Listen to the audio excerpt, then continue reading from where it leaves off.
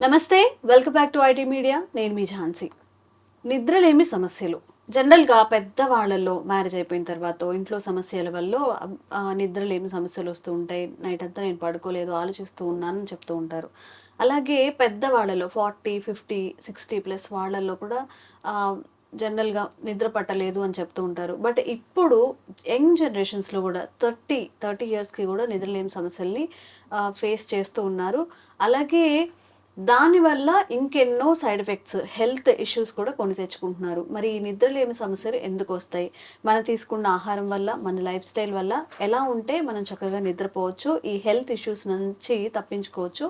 ఈ విషయాలన్నీ తెలుసుకుందాం. ప్రస్తుతం మనతో ప్రొఫెసర్ ఇంకా డాక్టర్ టి వేణుగోపాలరావు గారు ఉన్నారు. నమస్తే సార్. నమస్తే సార్, నిద్ర అనేది ఒక మనిషికి చాలా అవసరం. ఒక హ్యాపీగా స్లీప్ పడుకొని లేచిన తర్వాత మన ఆఫీస్ కానీ ఇంకా రెగ్యులర్ వర్క్స్ కానీ హ్యాపీగా చేసుకుంటాం. అదే నైట్ అంతా అలంకుగా కాసేపు నిద్ర పట్టడం, మెలకు రావడం, లేకపోతే అసలు నిద్ర పట్టకపోవడం, ఇలాంటివి జరిగితే వర్క్ ప్రొడక్టివిటీ కూడా ఉండదు. మరి దీనికి ఆయుర్వేదంలో ఎలాంటి పరిష్కారాలు ఉన్నాయి? ధన్వంతరి నమః. ఒక మనిషికి శరీరానికి, ఫిజికల్ బాడీకి ఫుడ్ ఎట్లా ఇంపార్టెంటో మన మైండ్కి ఫుడ్ అనేది నిద్ర. ఓకే, మైండ్కి ఫుడ్ నిద్ర, మైండ్కి ఫుడ్ నిద్ర. సో బాడీకి సరైన ఫుడ్, సార్ మేము మంచి ఆహారం తీసుకుంటున్నాము, హెల్దీయెస్ట్ న్యూట్రిషియస్ ఫుడ్ తీసుకుంటున్నాము, రిచ్ సోర్స్ ఆఫ్ మినరల్స్ ఉన్నాయి, అవి ఉన్నాయి అని తింటున్నాం, మాకు హెల్త్ సరిగా ఉండట్లేదు. వాళ్ళకి నిద్ర సరిగా ఉండకపోతే వాళ్ళకి రకరకాల సమస్యలు ఉంటాయి. ఎందుకంటే మనకు దీనికి ఫుడ్ ఇస్తున్నా కానీ దీనికి ఇవ్వట్లేదు కదా. సో ఇదైతే ఎన్ని రకాల రోగాలకి మూల కారణం ఉంటుందో ఇది అన్ని రకాల మూల కారణం ఉంటుంది. దీని యొక్క ప్రభావం అంటే నిద్రలేమి సమస్య అనేది శారీరక రోగాలకు కూడా ఒక కారణంగా ఉంటుంది. ఒక కారణం అనేది మెజారిటీ అంటే దాదాపుగా రీసెర్చ్లు తర్వాత మా అనుభవంలో 100కి 60 నుంచి 70% మంది రోగాలు మానసిక రోగాలే. ఓకే, సో మానసిక రోగాలకి మళ్ళీ కారణము నిద్రలేమి.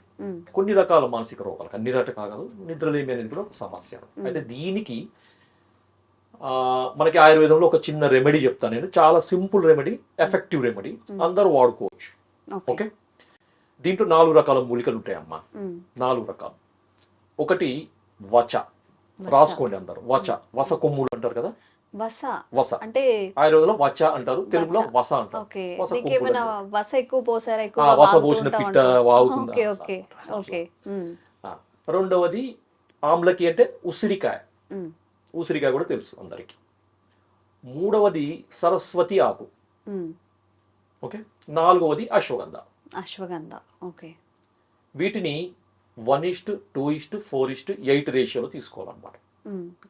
అర్థమైతే పర్వాలేదు, లేదంటే నేను ఎక్స్ప్లెయిన్ చేసి చెప్తాను. చాలా మంది కన్ఫ్యూజన్ అనమాట. ఏవేవి ఎంత తీసుకోవాలి రాసుకోండి. వస పొడి చేసింది మీకు ఆ మార్కెట్లో దొరుకుతుంది, లేదంటే మీరు కొమ్ములు తీసుకొచ్చి కొద్దిగా ఒక 2 రోజులు 3 రోజుల్లో కొంచెం ఎండలో పెడితే మనకి పొడి చేసుకునేలాగా అవుతుంది అనమాట. ఓకే, మిక్సీలో పొడి చేసుకోవచ్చు, దంచి వస్త్రకాలితమైన పొడి కూడా చేసుకోవచ్చు. ఉదాహరణకు ఇది ఒక 10 గ్రాములు అనుకోండి, అంటే ఒక భాగం.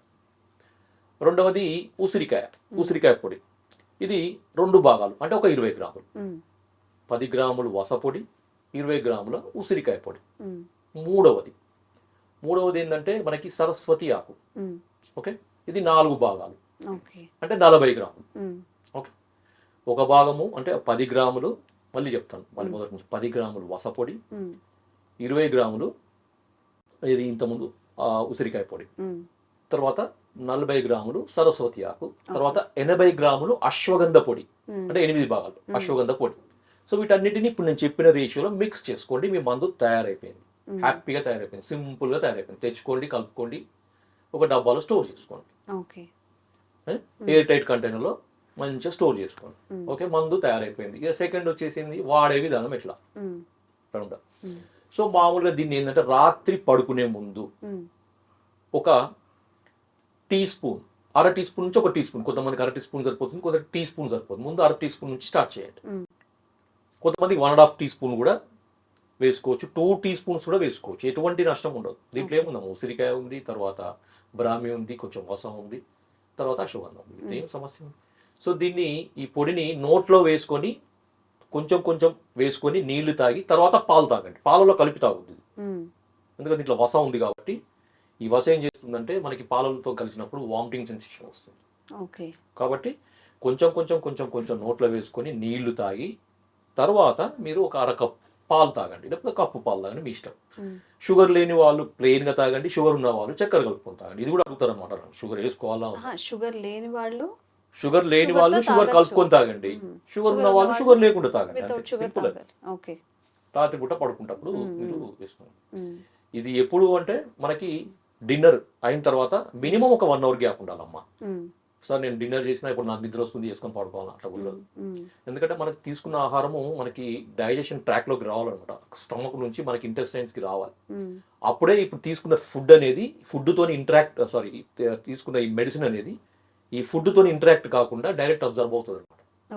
సో అంత టైం ఇవ్వాలన్నమాట మనం. డిన్నర్కి ఇది తీసుకోవడానికి ఒక 1 అవర్ గ్యాప్ ఇవ్వాలి. తర్వాత పాలు తీసుకొని దాని తర్వాత మీకు మంచిగా నిద్రపోండి.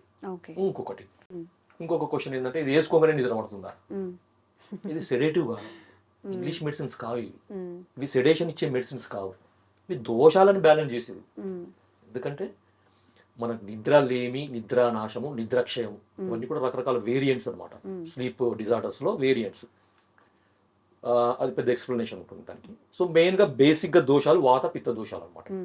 రజోగుణం ఎక్కువ కావడం, ఓకే,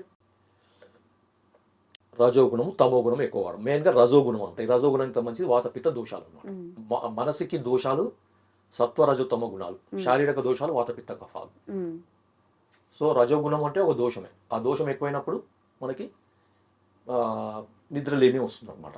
సో ఆ రజోగుణాన్ని తగ్గించే మూలికలు ఇవన్నమాట. సో మన ఆయుర్వేద మూలికలు శారీరకంగా కాదు మానసికంగా కూడా పనిచేస్తాయి. సో మెల్లమెల్లగా ఆ దోషం యొక్క ప్రభావం తగ్గిన కొద్దీ నిద్ర రావడం మొదలవుతుంది అనమాట. అది ఒక రోజులో జరిగేది కాదు, వాడుతూ ఉంటే మనకి దీని యొక్క దోషం ఏ విధంగా బ్యాలెన్స్ అవుతుందో ఆ విధంగా న్యాచురల్ గా నిద్ర పడుతుంది.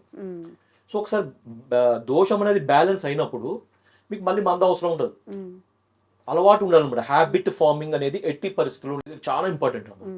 ఇంగ్లీష్ మెడిసిన్స్ లాగా అలోపతి మెడిసిన్స్ లాగా హ్యాబిట్ ఫార్మింగ్ ఉండదు ఈ మెడిసిన్స్ తోని. తర్వాత అదనపు బెనిఫిట్స్ కూడా ఉంటాయి దీంతో. మీకు అశ్వగంధ తీసుకోండి, మల్టీపర్పస్ మెడిసిన్ అది. తర్వాత ఉసిరికాయ తీసుకోండి, మల్టీపర్పస్. వచ తీసుకోండి, తర్వాత మీరు మన ఇది సరస్వతి ఆకు, ఉసిరిక, బ్రహ్మి, ఇవన్నీ కూడా ఒక ఓవరాల్ గా కాంప్రహెన్సివ్ హెల్త్ ఇవన్నమాట, ఇవన్నీ పెంచేటి. కాబట్టి కొన్ని ఇద్దరికే కాకుండా ఇంకా రకరకాల హెల్త్ బెనిఫిట్స్ ఉంటాయి దీంతో. ఇప్పుడు జాబ్కి వెళ్ళే వాళ్ళు లేకపోతే ఇవన్నీ సరస్వతి ఆకంటే అసలు అది ఎక్కడ దొరుకుతుంది, ఎలా ఉంటుందో కూడా చాలా మందికి తెలియదు. మరి ఇవన్నీ ఒక్క చోట చేర్చి ఇది మెడిసిన్ గా అలా మనకి ఏమైనా అవైలబిలిటీ ఉందా కొనుక్కోగలిగేలాగా? ఇవన్నీ రెడీమేడ్ దొరకదు. ఓకే. నేను చెప్పే ఏ కాంబినేషన్ కూడా రెడీమేడ్ దొరకదు, మనం తెచ్చుకొని చేసుకోవాలి. ఓపిక ఏముంది, అంత పెద్ద సమస్యకు కొంచెం కష్టపడితే ఏముంది కదా. జనరల్ గా ఇప్పుడు ఎవరు ఇంట్లో చేసుకోవట్లేదు, చేసుకోవాలమ్మా. ఆ నిద్ర రాక ఎంత ఎంత అనుభవిస్తారు, చిత్రవద అనుభవిస్తారో నాకు తెలుసు చాలా మంది. నిద్ర రాక మధ్యలో మేలుకొచ్చి మళ్ళీ నిద్ర రాక, ఆ నిద్రలేమితోని పొద్దున వాళ్ళు ఆఫీస్కి వెళ్ళినప్పుడు, జాబ్కి వెళ్ళినప్పుడు, లేకపోతే ఇంకేదో పనికి వెళ్ళినప్పుడు ఎంత చిరాకు ఉంటుంది, ఎంత అన్ని సమస్యల కంటే ఆన్లైన్లో ఇంట్లో కూర్చొని ఇప్పుడు ఆన్లైన్లో అన్ని దొరుకుతున్నాయి కదా. సరస్వతి ఆకు అని కొట్టండి వస్తుంది, వాచ అని కొట్టండి వస్తుంది, ఉసిరికాయ అని కొట్టండి వస్తుంది, అన్నీ దొరుకుతాయి మనకి.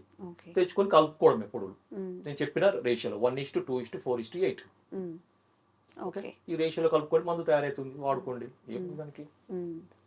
సో ఇంకొకటి ఏంటంటే ఇది ఎంతకాలం వాడాలి, ఇంతకుముందు చెప్పాను కదా. పథ్యం ఏముంటుందంటే పథ్యము ప్రతిదానికి రోగాలకు ఉంటుంది కానీ పథ్యము మందులకు ఉండదు. దేని వల్లనైతే మీకు సమస్య వచ్చిందో ఆ సమస్యకు సంబంధించిన కారణాలను దూరం పెట్టడమే. ఇంకొకటి చాలా మంది ఏంటంటే ఈ స్లీప్ ఏమంటారంటే దీన్ని డిసిప్లిన్ అంటారు అనమాట. స్లీప్ డిసిప్లిన్ మెయింటైన్ చేయరు. ఒక రోజు 10 గంటలకు పడుకుంటారు, 9 గంటలకు, 12ంటికి ఉంటారు, ఒకసారి అర్ధరాత్రి కూడా ఉంటారు. సో దీనివల్ల మన సిర్కాడియన్ మనకు ఒకటి ఇది ఉంటుంది అనమాట బాడీలో, sleep cycle body clock, biological clock అంటారు, అది డిస్టర్బ్ అవుతుంది అనమాట. సో ఒక స్లీప్ డిసిప్లిన్ మెయింటైన్ చేయండి. అట్లీస్ట్ ఒక 10 గంటలకు అనుకోండి, కొంచెం అర్ధగంట అటు ఇటు అయినా పర్వాలేదు, కానీ ఆ టైంకి పడుకోవడం మొదలు పెట్టండి. సో ఒక డిసిప్లిన్ మెయింటైన్ చేయాలి. ఇప్పుడు మనము ఫుడ్ విషయంలో డిసిప్లిన్ మెయింటైన్ చేయగా సరిపోదు. ఓట్స్ తింటా, గ్రీన్ టీలు తాగుతా, ఫుల్ హెల్త్ కాన్షియస్, అది గొప్పలు చెప్పుకోవడం కాదు. స్లీప్ కూడా ప్రాపర్ టైంలో ప్రాపర్ టైంకి ఈ టైంకి పడుకోవాలంటే పడుకోవాలి ఇంకా అంతే. అలాగే. ఎందుకంటే శరీరానికి త్రయోపస్తంభాలు అంటే ఇంతకుముందు కూడా నేను ఒక ఎపిసోడ్లో చెప్పాను. ఆహారము, నిద్ర, బ్రహ్మచర్యం.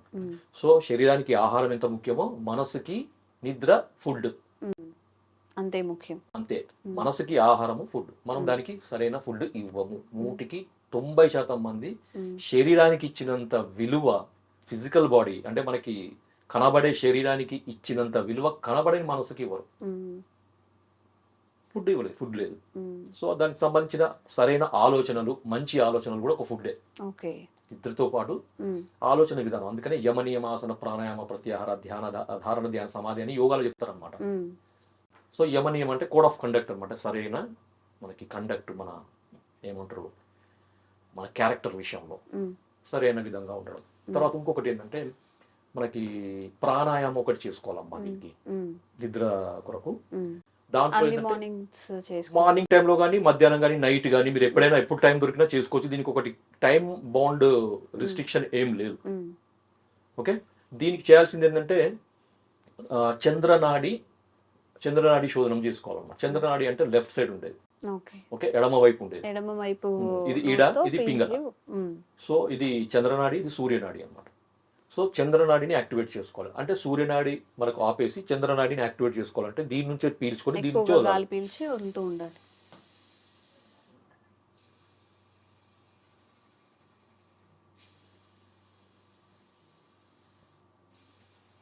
ఇట్లా రోజు ఎంతసేపు అయినా చేసుకోండి. ఇంకొకటి చాలా మంది అడుగుతుంటారు, సార్ ఇది పూరకం చేస్తున్నాం, రేచకం చేస్తున్నాం, కుంభకం చేయాలని అంటే ఆపాలని తీసుకున్నప్పుడు ఒక సెకండ్ అలా హోల్డ్ చేసి ఏం అవసరం లేదు, చేయకండి. జనరల్ గా చేసేసి చేయకండి. మీరేం యోగా ప్రాక్టీషనర్ కాదు, హిమాలయాలలో పోయి తపస్సులు చేసే ప్రాక్టీషనర్ కాదు. డూయింగ్ దిస్ శోధన జస్ట్ ఫర్ యువర్ హెల్త్. అదే ముక్తి సాధన కొరకు కాదు చేసేది. మనం ఆరోగ్య సాధన చేసే వాటికి పెద్ద రిస్ట్రిక్షన్స్ ఏమి ఉండవు, ఎక్కడైనా చేసుకోవచ్చు.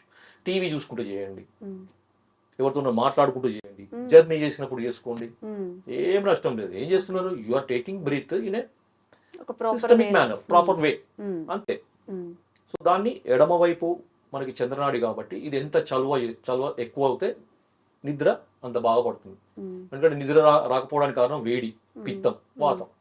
సో ఈ రెండింటిని ఎంత తగ్గిస్తే అంతే అంతే తమో గుణం పెరుగుతుంది అనమాట. మనకి మనకి చలువ చేసిన కొద్దీ మనకి తమో గుణం పెరుగుతుంది. తమో గుణము నిద్రకి మూల కారణం అనమాట. ఎంత తమో పెరిగితే అంత మంచిది అనమాట. ఇంకొకటి పాదాభ్యంగము, ఒకటి ఇంపార్టెంట్ అనమాట. అంటే కాళ్ళకి, అరిపాదాలకి మసాజ్ చేసుకోవడం పడుకునే ముందు. సో దీని కొరకు ఆవ నూనె కానీ, నువ్వుల నూనె కానీ, కొబ్బరి నూనె కానీ, ఆవు నెయ్యి కానీ, ఆవు నెయ్యితో కూడా. సో వీటికి రెండు అరిపాదాలకి బాగా ఒక 5 నుంచి 10 నిమిషాలు మసాజ్ చేసుకోండి. మసాజ్ చేసుకున్న తర్వాత మీరు తుడిచేసుకోండి. లేదు అంటే రాత్రి పడుకొని మధ్యలో లేవాల్సి వచ్చినప్పుడు కాలు జారిపడతారు. అవును, మళ్ళీ మీరు చెప్పారు కదా సార్, మేము రాసుకున్నాము. పెడుతూ ఉంటారు. ఓకే, అదొకటి. ఇంకొకటి నాభి తైలం. ఇంతకుముందు ఒక ఎపిసోడ్లో నేను చాలా చెప్పాను. నాభి తైలం అంటే మనకి బొడ్డులో నూనె వేసుకోవడం. పడుకునే ముందు ఏం చేయాలంటే ఒక చిన్న కాటన్, ఒక ఇంత సైజ్ కాటన్ తీసుకొని దాన్ని ఆవు నెయ్యిలో ముంచి బొడ్డు మీద పెట్టుకోండి. సో దాని వల్ల కూడా మనకి ఈ నరిష్మెంట్ దొరుకుతుంది అనమాట మనకి. ఎందుకంటే నర్వస్ సిస్టమ్ కి రూట్ ఇదనమాట. మనకి ఏ విధంగానైతే మనకు చెట్టు ఉంది అనుకోండి, చెట్టుకు వేళ్ళు ఎక్కడ ఉంటాయి, భూమిలో ఉంటాయి. సో మనం చెట్టు ఆరోగ్యంగా ఉండాలంటే ఏం చేస్తాం, మనం నీళ్ళు ఎక్కడ వస్తాం, రూట్ లో వస్తాం కదా. నర్వస్ సిస్టమ్ కి రూట్ ఇది. అంటే ఇక్కడ నరిష్మెంట్ దొరికితే ఎంటైర్ నర్వస్ సిస్టమ్ అంతా నరిష్మెంట్ ఉంటుంది. సో అందుకనే మనకి ఇది అపాన స్థానం అనమాట ఇది. సో ఇక్కడ ఉండే అపాన స్థానానికి బలం వచ్చినప్పుడు నర్వస్ సిస్టమ్ కూడా బలం ఉంటుంది. దానివల్ల కూడా మనకి ఈ నిద్ర అనేది సరిగా వస్తుంది. ఇప్పుడు నేను చెప్పిన రెమెడీ వాడండి, తర్వాత ప్రాణాయామ చేసుకోండి, తర్వాత పాదాభ్యంగం చేసుకోండి, తర్వాత స్లీప్ డిసిప్లిన్ మెయింటైన్ చేయండి, తర్వాత కోడ్ ఆఫ్ కండక్ట్ అంటే మనకి సరైన ఆలోచనలు కరెక్ట్గా ఉండి చూసుకోవాలి. అనవసరంగా వాళ్ళ మీద కోపం, వీళ్ళ మీద కోపం, అసూయ, ద్వేషము ఇవన్నీ వద్దాం. సో అదొక డస్ట్బిన్. మెదడుని, మైండ్ని ఒక డస్ట్బిన్ చేయొద్దు. పీస్ఫుల్ గా ప్రశాంతంగా ఎంత చెత్త తీసేస్తే అంత ప్రశాంతంగా ఉంటుంది. మనం ఏం చేస్తాం, పొద్దు నుంచి రాత్రి వరకు చెత్త అంతా నిండిపోయి సరైన ఆలోచనకి ప్లేస్ ఉండదు అక్కడ. ఒక మంచి ఆలోచన చేద్దామంటే స్పేస్ లేదు అక్కడ. అన్ని కుళ్ళు, కుతంత్రాలు, మోసాలు, దగాలు. సో ఇవన్నీ వద్దు మనకి. మంచి నిద్ర పడితే మనమే ఆరోగ్యం ఉంటాం, వాడు కాదు, పక్కోడు కాదుగా ఉండేది.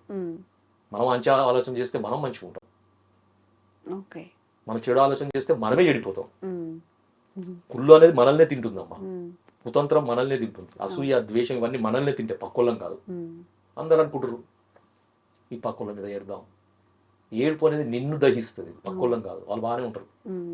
సో ఇవన్నీ మీరు మైండ్లో పెట్టుకోండి, మంచి ఆలోచనలు చేయండి, మంచిగా నిద్రపోండి, మంచిగా ఆరోగ్యంగా ఉండండి. ఓకే, జై ఆయుర్వేద. Thank you sir.